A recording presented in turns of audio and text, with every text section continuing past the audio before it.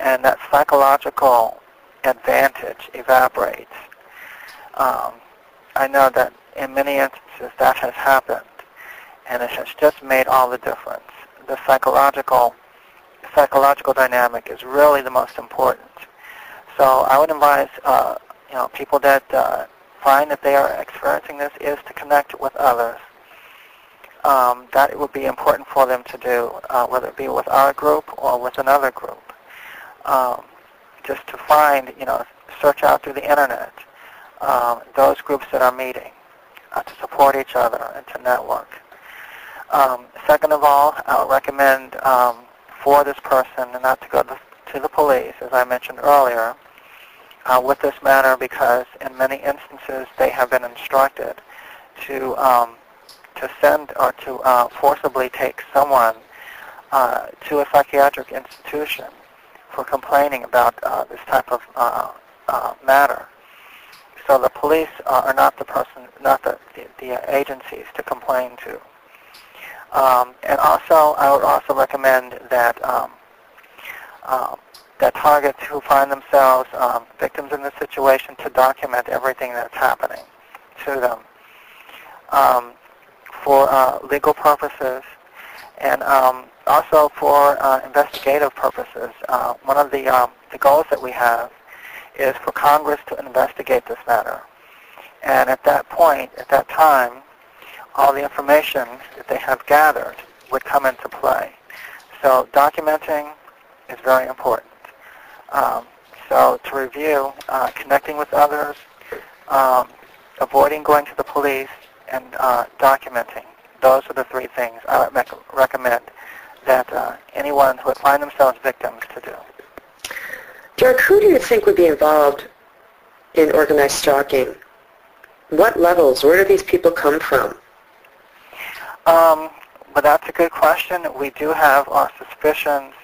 In my case, the targeting started while I was at NSA, and certainly all the intelligence agencies are suspect, in my view, from what I have seen.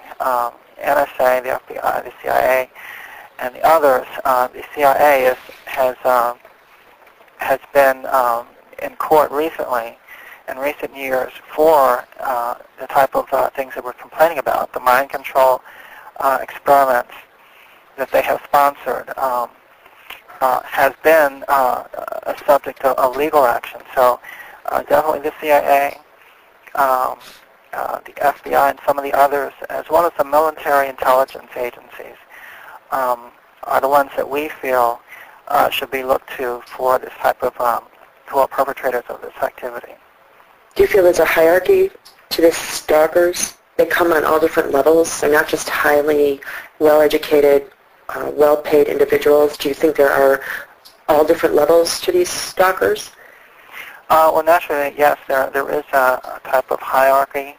The ones that interface with us mostly are the entry-level people that we are dealing with. But then there are others that are higher up and who are at the top of this, and that could be various sources of those, and we can speculate about that, but I'd rather not do that here. Okay. We're running out of time, Derek. Is there anything you'd like to add that our listeners might find beneficial, or any sites or links that you can refer them to where they can get more information? Okay, yeah, there are a few sites that I could recommend to them. There's catchcanada.org. That's a good site, as well as mindjustice.org. That site is administered by Cheryl Welsh, and the first site is by Norma Lawrence. There's another site called Mind Control Forums that has just a huge amount of information. mindcontrolforums.com. There's also multistalkervictims.org. That's an Eleanor White site. That has a lot of information. There's stopcovertwar.com, which is run by Sue Ann Campbell. There's a lot of good information at that site as well. These are just some of the sites that are available. There are reams of sites now. I would say in the past couple of years, there have been just a multiplicity. The websites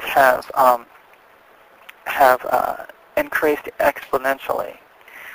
The more people that we find, the more websites crop up, and then the more websites that crop up, the more victims that find them. So our numbers are increasing exponentially, and that's good because we're going to need everybody for this struggle. Well, thank you, Dur, for coming on the show. And can we follow up with you again? You certainly may. Thank you. I'll be here. Thank you. We'll say good night now. Okay, good night then. Good night.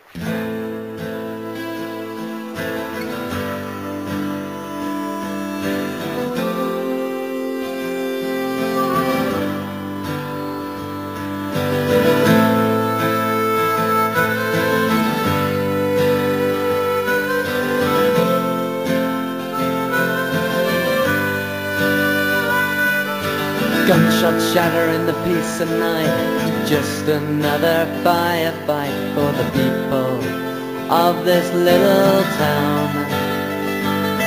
But for the dying soldier, well, he's feeling 10 years older as he's lying face down on the ground.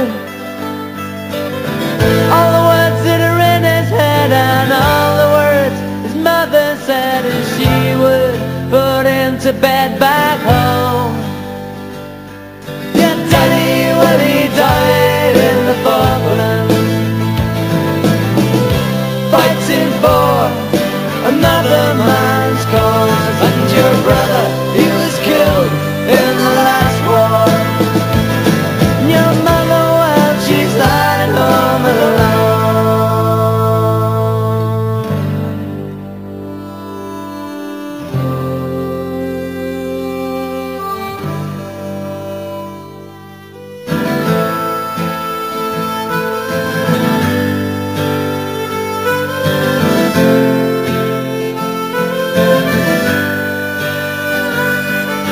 Every day she sees your face on the picture on the fireplace with your brother. She was leaving school. Then a day came 5 years ago. He said, Mother, I need to know. And you spoke the words your brother spoke before. I've seen the things my daddy's done, and I've seen the medals that he's won, and I know this is what he would have wanted for me. But your daddy, well, he died in the Falklands, fighting for another man's cause. And your brother, he was killed in the last war. And your mother, well, she's lying home alone. She wonders at it all. Just in his name, think these brave young heroes fall. And how many more are gonna answer that call? They're gonna fight and die in another country's war. They're gonna die for a religion didn't believe in at all. They're gonna die in a place they should never be.